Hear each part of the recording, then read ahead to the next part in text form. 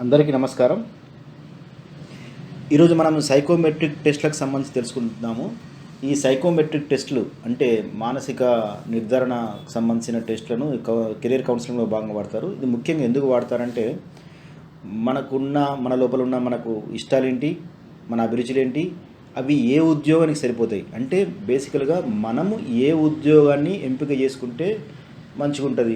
మన ఇష్టాలకు అనుగుణమైన ఉద్యోగాలు గానీ, రంగాలు గానీ, కోర్సులు గానీ ఏముంటాయనేది ఒక ప్రాథమికమైన అంచనాకు రావడం కోసం గాను ఈ సైకోమెట్రిక్ టెస్ట్‌లనేటివి పనికొస్తుంటాయి. దీన్ని ఇప్పుడు మనము ఎక్స్‌ప్లెయిన్ చేయబోయే సైకోమెట్రిక్ టెస్ట్‌ని కేంద్ర ప్రభుత్వం వారు స్కిల్ ఇండియా లోపల భాగంగా దీన్ని ఉపయోగిస్తున్నారు. ఈ టెస్ట్‌ని Commonwealth Educational Media Centre for Asia వాళ్ళు చేశారు. దీని లోపల సెల్ఫ్ అవేర్నెస్ సంబంధించిన క్వశ్చన్స్ ఉంటాయి. ప్రశ్నలు అంటే ఈ ప్రశ్నల లోపల తప్పొప్పులు అంటూ ఉండవు. అంటే దీని లోపల 30 ప్రశ్నలు ఉంటాయి.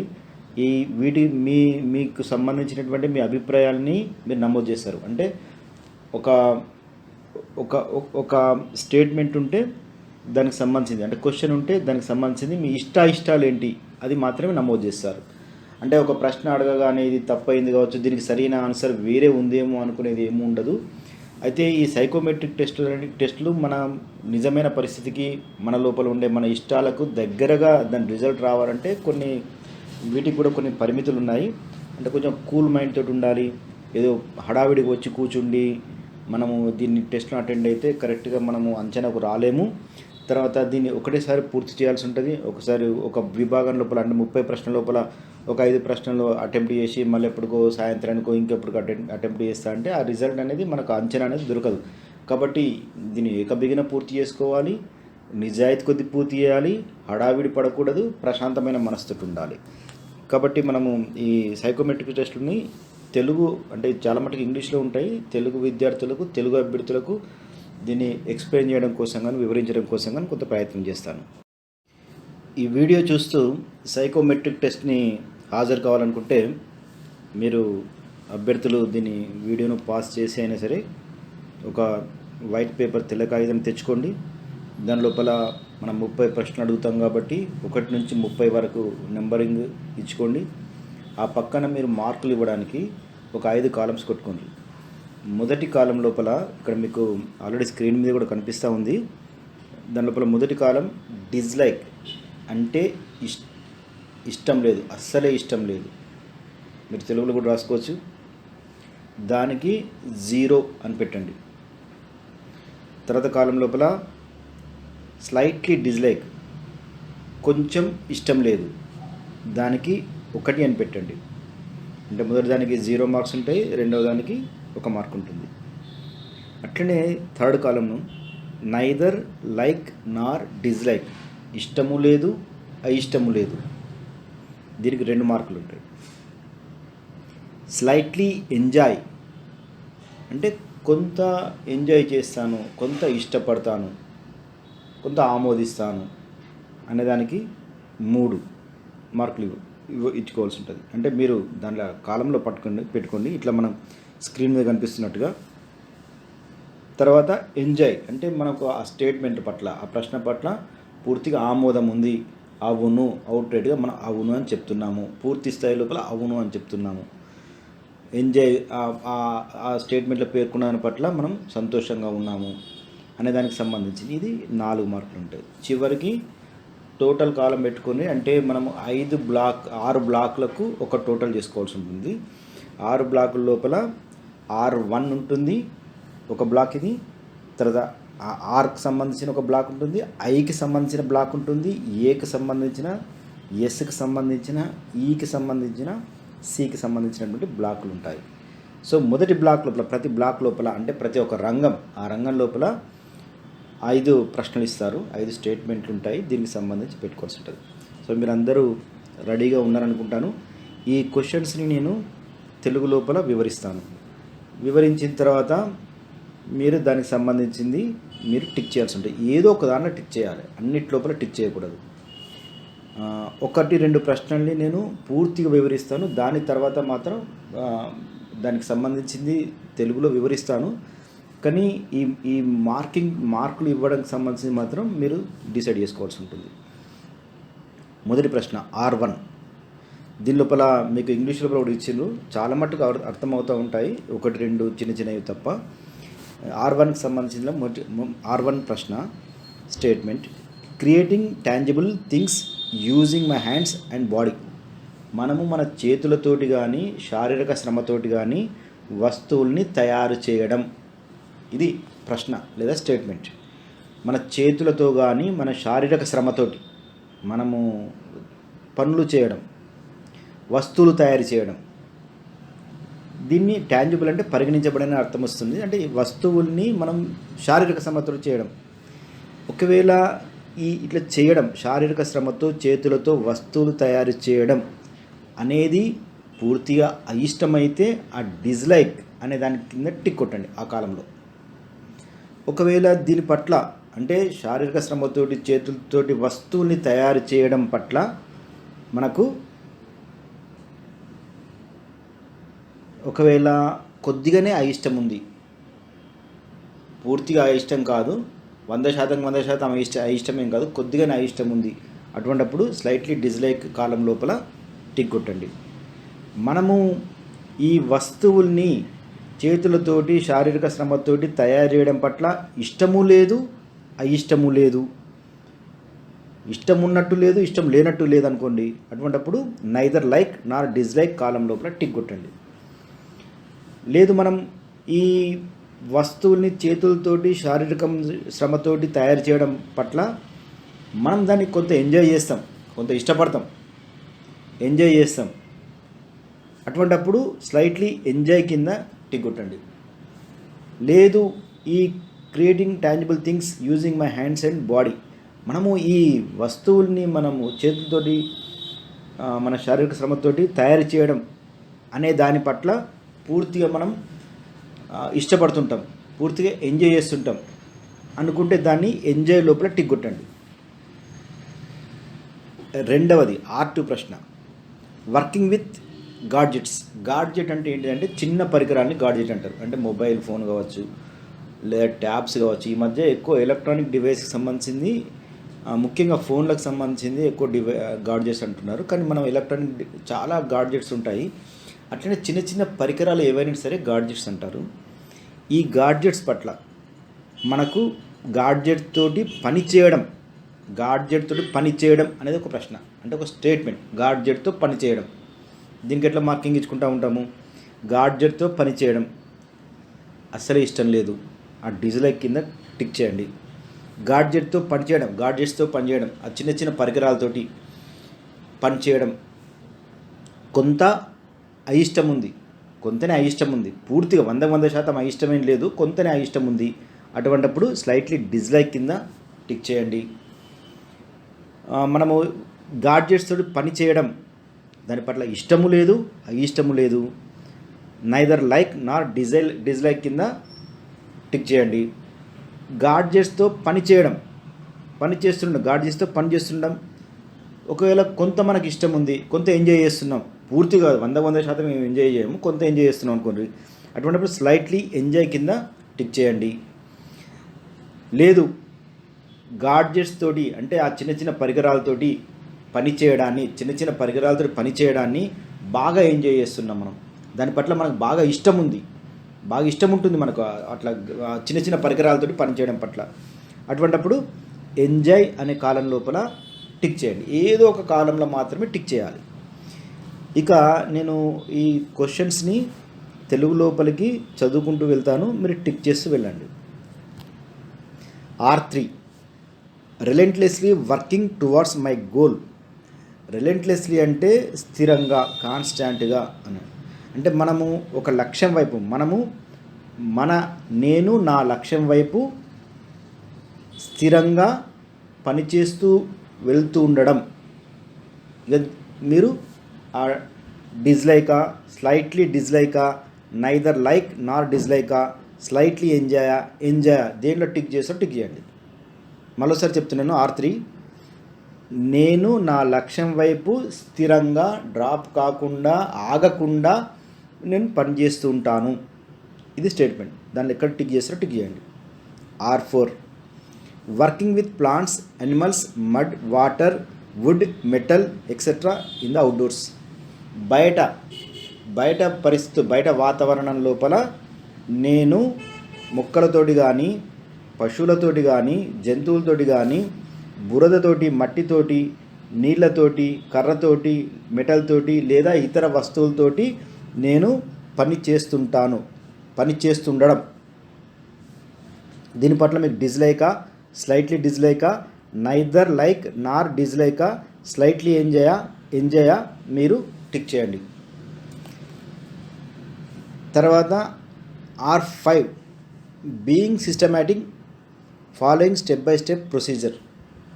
నేను క్రమ పద్ధతి లోపల ఒక మెట్టు తర్వాత మెట్టులాగా ఆ ఉండే పద్ధతి లోపల ఉంటా. నేను ఒక క్రమ పద్ధతి లోపల ఉంటాను.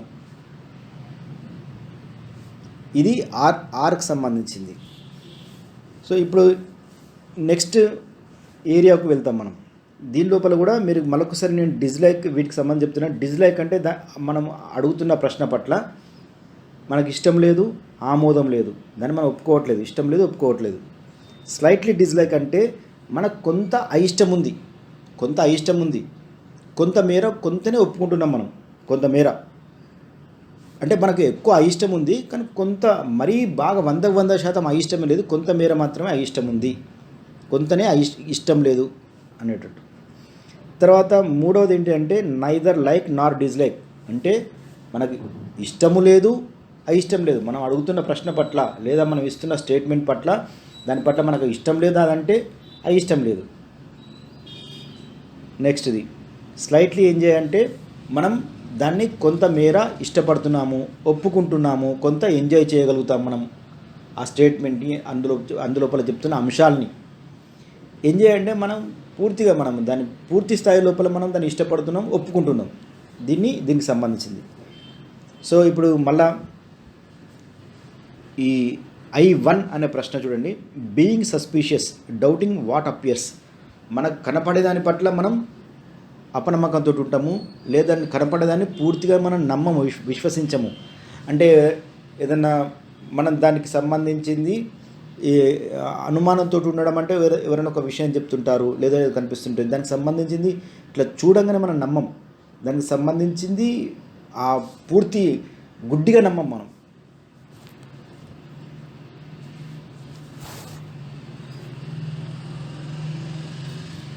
నెక్స్ట్ది analysing situation or things for its pros and cons.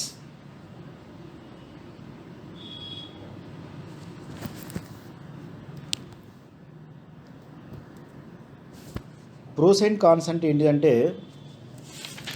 అనుకూల ప్రతికూల అంశాలు అంటారు. అంటే మనకు దాని లోపల ఉండే మంచి చెడ్డలు, లాభ నష్టాలు, మంచి చెడ్డలు అంటారు. సో మనము I2కి సంబంధించింది ప్రశ్న. Analysing a situation, a thing for its pros and cons.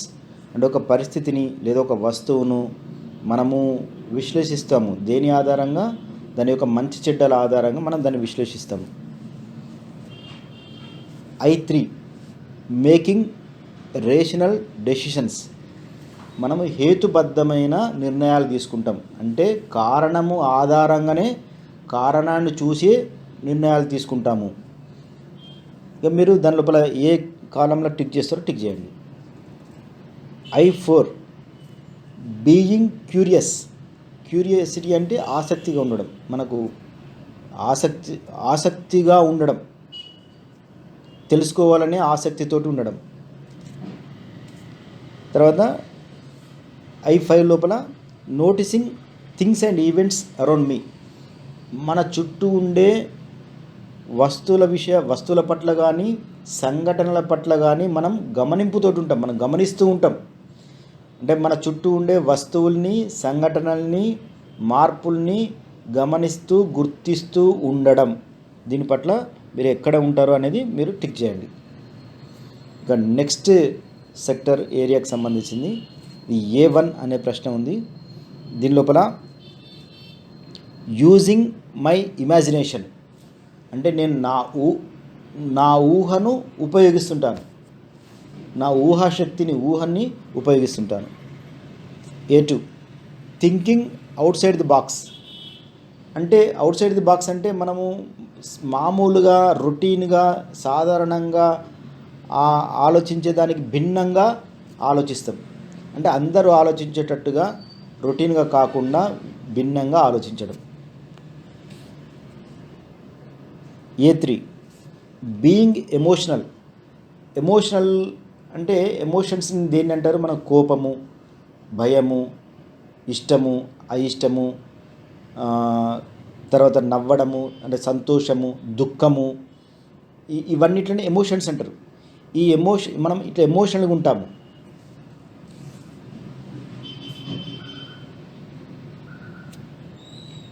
Being expressive A4 expressive అంటే బయటకు ప్రకటిస్తుంటాం. అంటే మనము బయటకు నిర్మోహమాటంగా చెప్తూ ఉంటాం. మన అభిప్రాయాలను చెప్పడము అనేది ఎక్స్ప్రెసివ్ అంటే ఎక్స్ప్రెస్ చేస్తాం మనం. అంటే బయటకు మనం ప్రకటిస్తూ ఉండడం. A5 being Brave and daring ధైర్యం సాహసాలతోటి ఉండడం. దీని లోపల మీరు ఎక్కడ ఉంటారనేది, దీని పట్ల మీ ఇష్టాలు ఏంటి అనేది మీరు దానిలో మీరు టిక్ చేయండి. సోషల్కి సంబంధించింది S1 being kind to others and helping people in need like poor, disabled, old, sick, undeserved etcetera. అంటే ఇతరుల పట్ల అంటే ముఖ్యంగా పేదవాళ్ళ పట్ల, వికలాంగుల పట్ల, వృద్ధుల పట్ల, జబ్బు పడ్డ వాళ్ళ పట్ల, అనాథల పట్ల, ఎవరైతే మనం జాలి చూపడానికి అర్హులు ఉంటారో వాళ్ళ పట్ల దయతోటి ఉండడం. S2 question waiting for someone or something ఎవరి కోసమో దేనికోసమో ఎదురు చూస్తుండడం.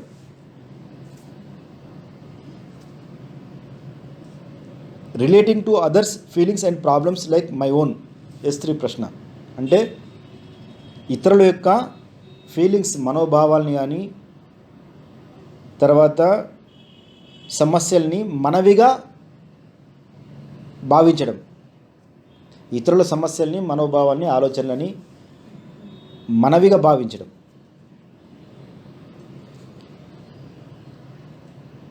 S4 working in harmony with others as a team with dependency. దీన్ని సమిష్టి కృషికి సంబంధించింది. అంటే ఒక టీం లోపల భాగంగా, గుంపు లోపల మిగతా వాళ్ళతో కలిసి పని చేయడం. అంటే మిగతా వాళ్ళతో కలిసి పని చేసేటప్పుడు మనం ఇంకొకరి మీద మనం ఆధారపడుతుంటాము, మన మీద కూడా టీం ఆధారపడి ఉంటుంది. ఇట్లా డిపెండెన్సీ తోటి ఒక పద్ధతి ప్రకారం మనం టీం వర్క్ చేయడం. S5 forgiving people who cause me harm. మనకు నష్టం కలిగించిన వాళ్ళ పట్ల, మనకు హాని చేసిన వాళ్ళను క్షమించడం. వేరే ఏరియాకు మళ్ళీ E1కి సంబంధించింది సోషలైజింగ్ విత్ అదర్స్. సోషలైజింగ్ అంటే సామాజీకరణం. అంటే దీన్ని ఒక రకంగా చెప్పుకోవాలంటే కలుపుగోలుగా ఉండడం ఇతరులతోటి. E2 టేకింగ్ రిస్క్ని తీసుకోవడం. అంటే రిస్క్ను ఫేస్ చేయడం మనం. అంటే ఇతరుల పట్ల మనం కష్ట నష్టాన్ని సరే ఓర్చుకొని పనిచేయడం. కష్ట నష్టాలను ఓర్చుకొని పనిచేయడం. E3 being enthusiastic. అంటే ఎక్కువ ఆసక్తి, చొరవతోటి ఉండడం. ఒక మనం ఆసక్తి, ఉత్సాహం కలిగిన ఆసక్తిని ఎంథూజియాస్టిక్ అంటారు. అట్లా ఉండడం. తెలుసుకోవాలని తపనతో ఉండడం. E4 imagining everything will go in my favour. ప్రతిది కూడా మనకు అనుకూలంగా, మనకు లాభం కలిగించే విధంగా, మనకు అనుకూలంగా ఉండబోతుందని ఊహించడం.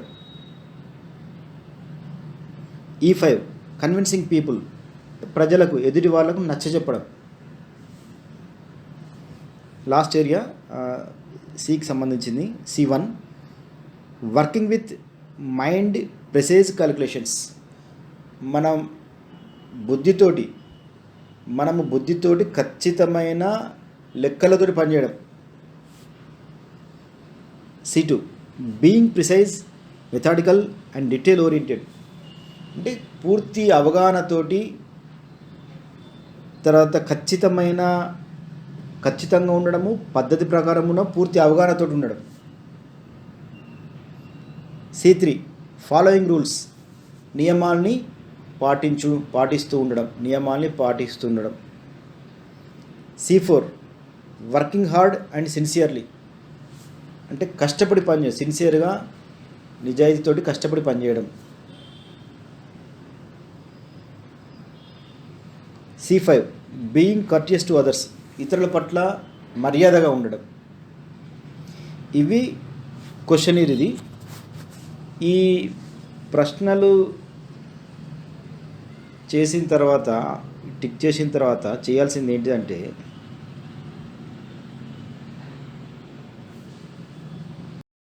సో మీరు ఒక్కొక్క విభాగం లోపల వచ్చిన మార్కుల్ని టోటల్ చేయండి. అంటే మనకు దాని లోపల R విభాగం లోపల టోటల్గా ఎన్ని మార్కులు వచ్చినాయి, I విభాగం లోపల ఎన్ని మార్కులు వచ్చినాయి, A విభాగం లోపల ఎన్ని మార్కులు వచ్చినాయి, S విభాగం లోపల, E విభాగం లోపల, C విభాగం లోపల ఎన్ని మార్కులు వచ్చినాయి అనేది మీరు టోటల్ చేసి పెట్టుకోండి.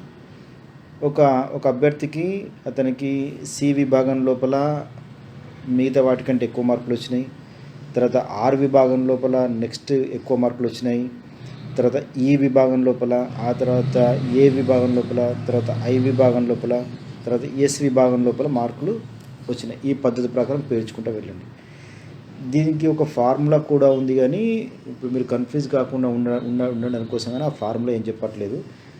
ఓవరాల్గా ప్రాథమికంగా చూసుకున్నట్టయితే మీకు ఏ విభాగం లోపల ఎక్కువ మార్కులు వచ్చినాయి అనేది తెలుసుంటుంది. ఉదాహరణకి మొదటి విభాగం లోపలనే మిగతా అన్నిటికంటే ఎక్కువ మార్కులు వచ్చినాయి అనుకోండి, రియలిస్టిక్ విభాగం లోపలనే.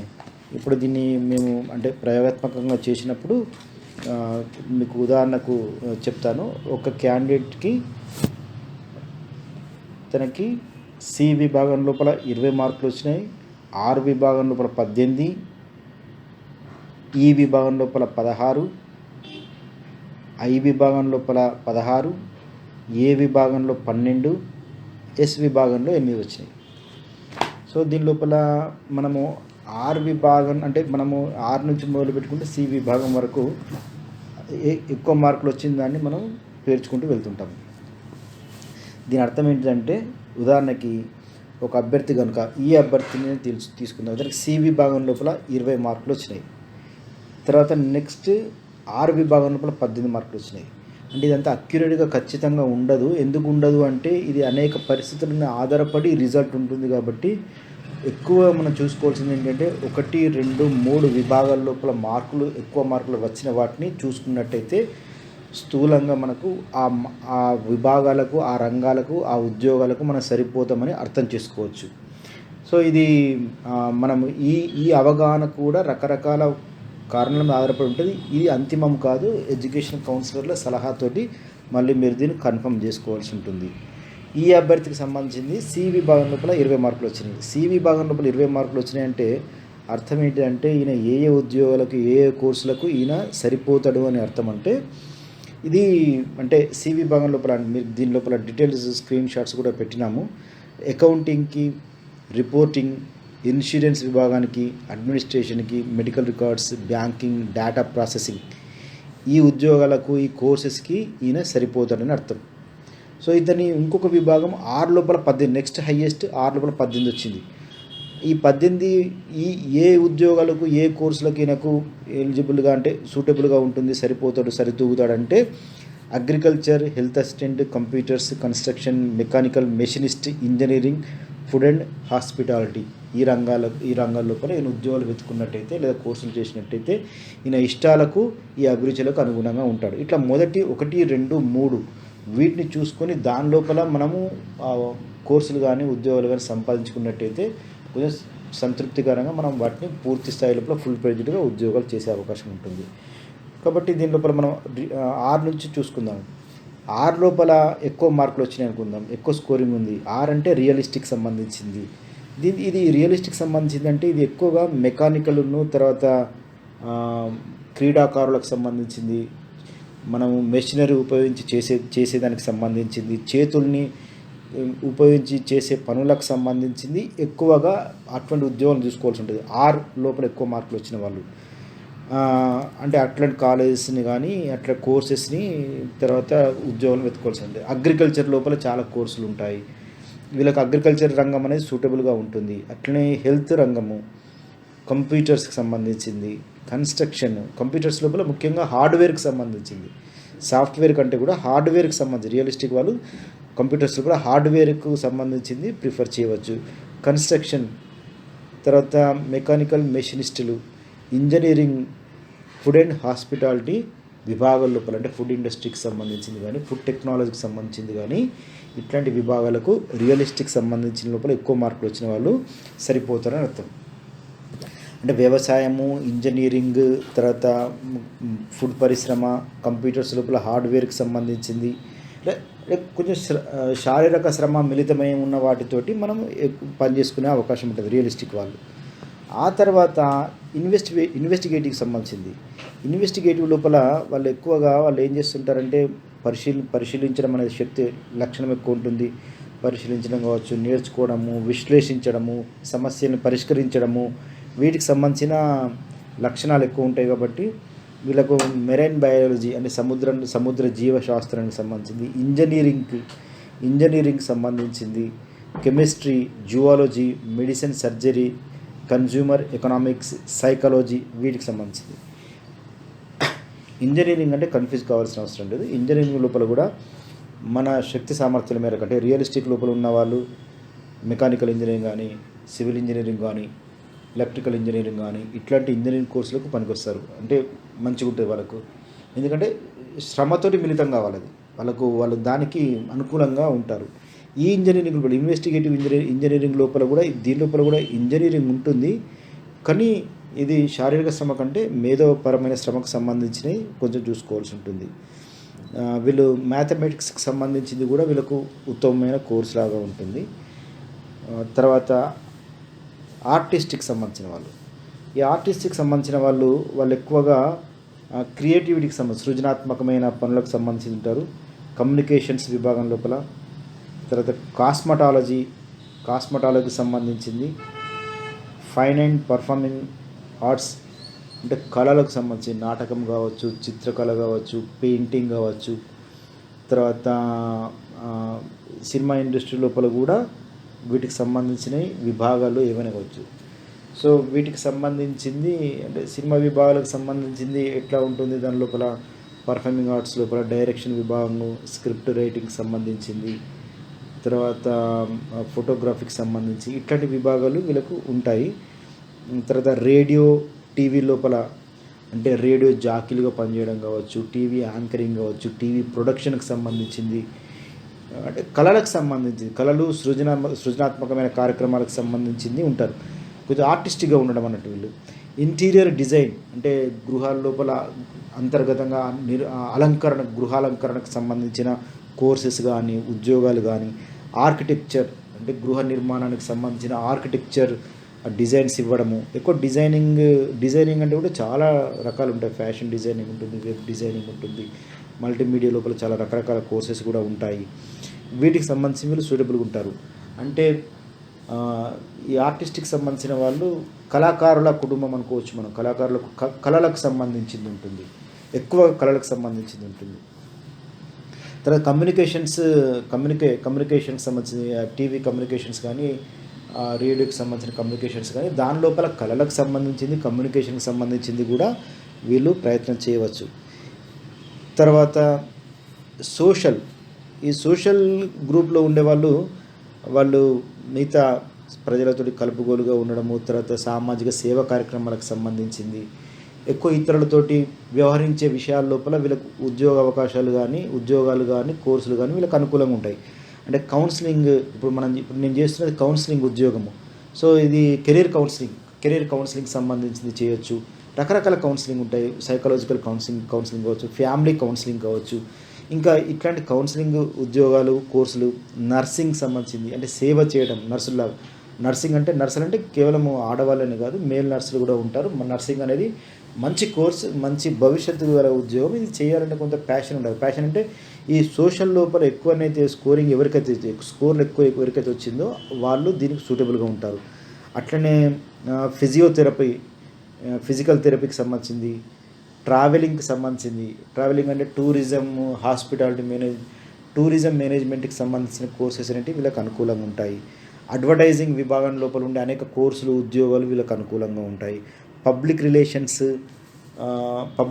అంటే ఎక్కువ ఎంబీఏ లోపల మనము ఉంటాయి కదా, హెచ్ఆర్కి సంబంధించింది. ఇట్లాంటి కోర్సెస్ వీళ్ళకు సూటబుల్గా ఉంటాయి. ఎడ్యుకేషన్ రంగం లోపల అంటే టీచింగ్ ఫ్యాకల్టీ వైపు కావచ్చు, లేకుంటే ఎడ్యుకేషన్ లోపల కరికులం డెవలప్ చేసే ఎడ్యుకేషన్లో ఉన్న పరిశోధన దానికి సంబంధించింది కావచ్చు, ఆ జర్నల్కి సంబంధించినవి కావచ్చు, వీటికి సంబంధించింది వీళ్ళకి అనుకూలంగా ఉంటాయి. అంటే ఎక్కువ సామాజిక రంగాలకు సంబంధించింది, తర్వాత ఇతరులతో వ్యవహరించే తీరుకు సంబంధించిన ఉద్యోగాలు ఎక్కువగా ఉంటాయి. వీళ్ళకి ఎక్కువ సూటబుల్గా ఉంటాయి. తర్వాత ఎంటర్ప్రైజింగ్ సంబంధించింది. ఎంటర్ప్రైజింగ్ అంటే వీళ్ళు ఎక్కువగా అంటే మనకు పారిశ్రామికవేత్తలు కానీ పరిశ్రమలతోటి సంబంధించింది, సొంతంగా బిజినెస్ని ఎస్టాబ్లిష్ చేయడము, ఇట్లాంటి వాటికి సంబంధించింది వీళ్ళు సూటబుల్గా ఉంటారు. దీనిలోపల ఫ్యాషన్ మార్కెటింగ్, ఫ్యాషన్ టెక్నాలజీకి సంబంధించింది. ఫ్యాషన్ టెక్నాలజీ లోపల కూడా ఈ ఆర్టిస్ట్కి సంబంధించింది ఉంటుంది. కానీ బిజినెస్ పరంగా దాన్ని బిజినెస్కి వాడడం కోసం కానీ ఉండే కోర్సులు వీళ్ళకి పనికొస్తాయి. రియల్ ఎస్టేట్కి సంబంధించి, సేల్స్ అండ్ మార్కెటింగ్కి వీళ్ళు అనుకూలంగా ఉంటారు. తర్వాత law, political science, international trade, banking and finance, ఈ రంగాలనేవి వీళ్ళకు అనుకూలంగా ఉంటాయి. అంటే ఈ రంగాలు వీళ్ళకి సూటబుల్గా ఉంటాయి, సరిపోతుంటాయి. కన్వెన్షనల్ అనేది ఎక్కువగా పూర్తి స్థాయిగా వివరంగా అవగాహన కలిగి ఉండి, సంస్థల పట్ల అవగాహన కలిగి ఉండి ఉన్న వాళ్ళకి ఎక్కువ ఉంటాయి. అంటే ఇది ఎట్లుంటాయంటే అడ్మినిస్ట్రేషన్ వైపు, అకౌంటెన్సీ వైపు అట్లా ఉండేటోళ్ళకు ఉంటుంది. అంతేకాకుండా ఈ డేటాను విశ్లేషించడం, ప్రాసెస్ చేయడము, తర్వాత రిపోర్టింగ్ చేయడము, ఇన్సూరెన్స్ రంగాలు, అడ్మినిస్ట్రేషన్ రంగాలు, మెడికల్ రికార్డ్స్ నిర్వహించేటి, బ్యాంకింగ్, డేటా ప్రాసెసింగ్ సంబంధించింది వీళ్ళు సరిపోతుంటారు. ఇందులోపల ఒక్కొక్క రంగానికి సంబంధించింది, ఉదాహరణకి రియలిస్టిక్ లోపల అగ్రికల్చర్ ఉంది. అగ్రికల్చర్కి సంబంధించింది ఏమేమి కోర్సులు ఉంటాయి, అవి ఏ ఇన్స్టిట్యూట్స్ ఆ కోర్సెస్ని ఆఫర్ చేస్తున్నాయి, దాని సెలెక్షన్ ప్రొసీజర్ ఏంటిది, అట్లనే హెల్త్ అసిస్టెంట్కి సంబంధించింది, ఇట్లా ఒక్కొక్క రంగానికి సంబంధించింది కూడా తర్వాత వీడియో లోపల వివరంగా మాట్లాడుకుంటాము. దీంతో ఇది ముగించబోతున్నాము. ఇది సైకోమెట్రిక్ టెస్ట్ అనేది ఇది మన లోపల ఉండే ఇష్టాల్ని మనం గుర్తించి మనం ఏ ఉద్యోగాలకు ఏ కోర్సులు చేయడం కోసం అనుకూలంగా ఉంటే చెప్పడం కోసం కానీ ఒక ప్రాథమికమైన అవగాహన. దీన్ని 1-2 సార్లు చెక్ చేసుకోవాలి. ఇదే ఫైనల్ అని కూడా చెప్పలేము. ఇది మీ లోపల మీరు తరచి చూసుకొని చెక్ చేసుకోవడంతో మాత్రమే దీన్ని కన్ఫర్మ్ చేసుకోగలుగుతారు. మీ అభిరుచుల మేరకు ఉన్న రంగాన్ని మీరు ఎంపిక చేసుకోవడం ద్వారా మీకు దాని లోపల మంచి భవిష్యత్తు ఉంటుంది. ఆ ఉద్యోగాన్ని కూడా మీరు విసుగు లేకుండా పనిచేసే అవకాశం ఉంటుంది. కాబట్టి ఈ సైకోమెట్రిక్ టెస్ట్కి సంబంధించింది కూడా ఏమైనా క్వెరీస్ ఉంటే మేము మళ్ళీ ఒక డేట్ ఇస్తాము. ఆ క్వెరీస్ని కూడా మేము హాజరు కావడానికి ప్రయత్నం చేస్తాం. Thank you.